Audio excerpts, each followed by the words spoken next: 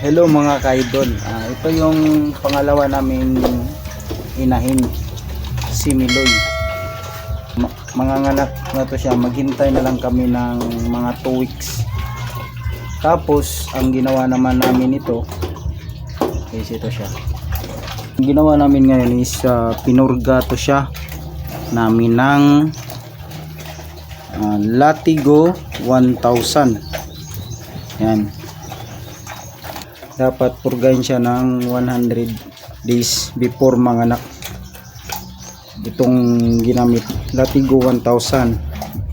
Ang paglagay naman ito is ihalo lang sa pagkain niya, lagyan ng tubig. Basta ang importante, mainom lang, mainom niya. Bakit natin na pinurga to ng 100 days? Para hindi makuha yung nutrients na bulati doon sa mga biik niya, para healthy paglabas yung biik. Ganun yung ginawa namin ito.